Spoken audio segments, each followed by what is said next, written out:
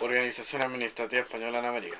La conquista y la colonización de América obligó a la corona española a establecer una organización completamente nueva para la realidad americana. Las autoridades y el sistema político que se implementó debían tomar en cuenta la extensión y situación del territorio americano.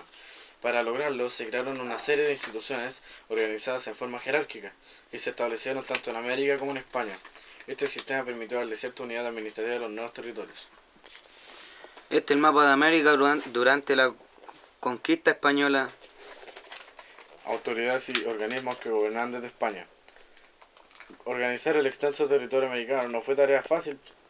España estaba bajo una monarquía absoluta, en donde el rey concentraba los poderes políticos, económicos y religiosos. Este vasto poder significaba dominar a América desde España. De ahí la necesidad de contar con autoridades que representaran al rey en los territorios de ultramar. De esta manera se crearon diversas instituciones, unas radicadas en España, el Consejo de Indias y la Casa de Concentración, desde donde emanaban los decretos y designios del rey. Casa de Concentración, fundada en Sevilla en 1503, tenía a su cargo todo lo relativo a expediciones, conquista, colonización, comercio y navegación entre España y América. Otorgaba los permisos de inmigración a los españoles que venían a nuestro continente. Organizaba la información geográfica para la elaboración de mapas y rutas marítimas. Preparaba pilotos dirigiendo la escuela de navegación. Juzgaba delitos de contrabando. Recaudaba el impuesto denominado Quinto Real. División político-administrativa de las Indias de las colonias americanas.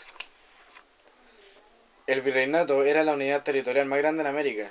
El más importante fue el virreinato del Perú, creado en 1542. Dentro de esta unidad existían las gobernaciones, que podían ser capitanías generales cuando dicha jurisdicción se encontraba con problemas de sublevación con indígenas, como es el caso de Chile y Venezuela, o presidencias, cuando eran territorios donde la población aborigen había sido plenamente sometida por los españoles. Este era el virrey, el Carlos III. La autoridad más importante enviada por el rey en las colonias era el virrey, quien se preocupaba de la administración política del virreinato. Tenía poder ejecutivo, judicial, militar y económico en su jurisdicción. Actuaba como si fuese el rey, pero tenía prohibiciones, como contraer matrimonio en América, adquirir tierras o bienes en el territorio bajo su mando, y al igual que los gobernadores y oidores de la Real Audiencia, debía someterse a juicio de resistencia al final de su mandato. Otra autoridad fue el gobernador, quien era nombrado por el rey y dependía administrativamente de los virreyes. Su mandato tenía una duración variable. Su mandato tenía una duración variable y si fallecían en el cargo, eran sustituidos por un miembro de la Real Audiencia como internos. Oficiales reales eran quienes vigilaban los pagos de impuestos y rentas de la corona, siendo funcionarios autónomos incluso respecto del gobernador. Se asemejaban a los funcionarios de impuestos internos actuales. También existieron los corregidores, que tenían a su cargo los partidos o subdivisiones de una gobernación. Real Audiencia fue el Tribunal Superior de Justicia y Fiscalización encargado de velar por el cumplimiento de la ley y fiscalizar a las demás autoridades. Existían cada gobernación y estaba integrado por el gobernador, 4 oidores o jueces y un fiscal acusador. Este tribunal informaba al rey sobre la conducta de los funcionarios y velaba por la protección de los indígenas. Cabildo fue el organismo municipal más importante en América. Representaban a los vecinos de las ciudades de las cuales se reemplazaban.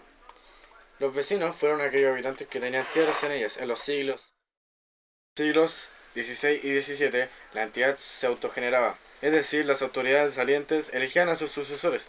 Sin embargo, en el siglo XVIII, algunos de estos cargos comenzaron a ser rematados, mientras que otros a ser designados por los reyes como regidores perpetuos. Debido a lo anterior, en esta institución se concentraron especialmente los criollos que querían participar en la política. Los funcionarios del cabildo eran 2 alcaldes, 4 regidores, un alguacil mayor y un alférez real. También había un fiel ejecutor,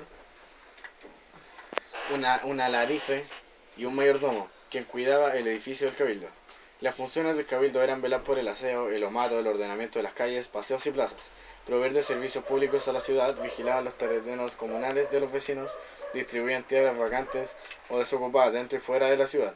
Podían cobrar impuestos extraordinarios en caso de que la ciudad lo requiriese.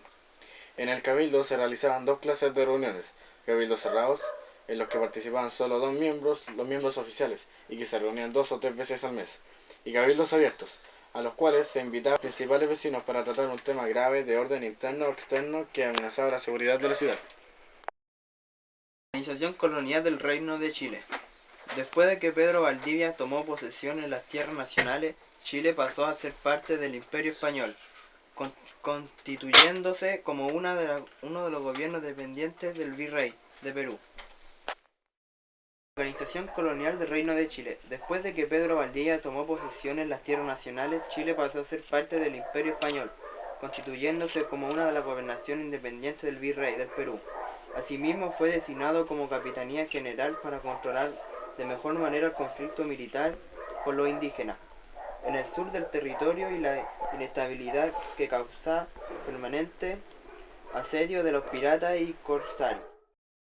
Gobernación. Su autoridad máxima fue el gobernador designado por un periodo de 3 a 5 años, con atribuciones administrativas, judiciales, económicas, militares y esclavocíticas. Uno de los gobernadores más destacados fue Ambrosio O'Higgins, en especial por la obra que realizó como construcción de tajamares del Mapocho o la creación de tribunales de consulado en 1795 y por la función de las ciudades como Vallenar en 1788 y Constitución y Parral en 1795.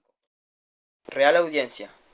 Es precisa por el gobernador de Chile este primer tribunal que creó en Concepción 1565, pero comenzó a funcionar en forma permanente en Santiago de 1609. Fue una de las instituciones coloniales más importantes y funcionó hasta la independencia del país. Cabildo. Se instauró en Santiago en 1541, mismo año en el que este fundó.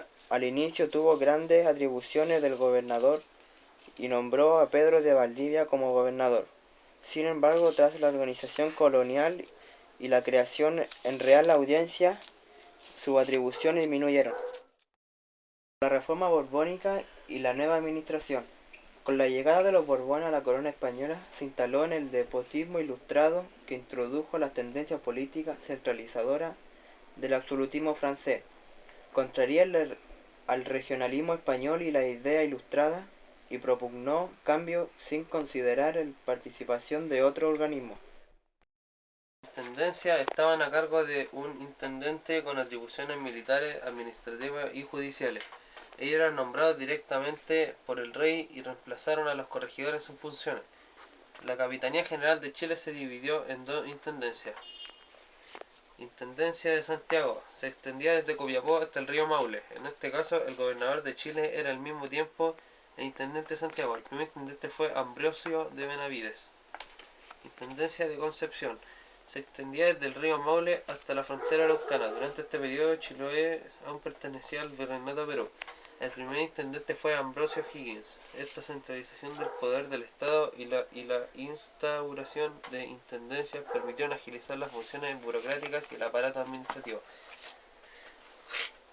Con la llegada de los nuevos gobernadores se dio paso a gobernadores más instruidos, preocupados mayormente del desarrollo de las obras públicas y de la creación de ciudades. Estos hombres, como sería el historiador Sergio Villalobos, eran funcionarios de carrera honrados y atentos al progreso de la colonia.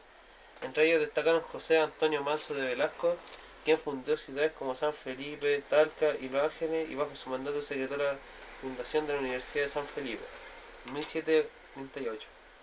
En 1745 asumió como virrey del Perú. Otro gobernador que fundó numerosas ciudades fue Ambrosio O'Higgins, 1788 a 1796, entre las que destacan Illapel, Vallenar, Linares, Parral y Constitución. Durante su gobierno abolió la encomienda y se suprimió el real situado. En 1796 asumió el cargo de virrey del Perú. En Chile, la administración colonial durante el siglo XVII sufrió cambios importantes. Cuando a los gobernadores, desde que asumió el rey Carlos III, los cargos se asignaron a personas que habían ejercido la carrera administrativa. En Chile, los gobernadores ejercieron en un principio funciones civiles más que militares, debido a que residían en Santiago. Los extensos territorios dificultaban la administración de los virreinatos y las capitanías generales, por lo que Carlos III dictó la ordenanza de intendentes, con el fin de mejorar la gestión de cada uno. No existe consenso acerca de la fecha de esta ordenanza, pero se estima que sería alrededor del año 1783.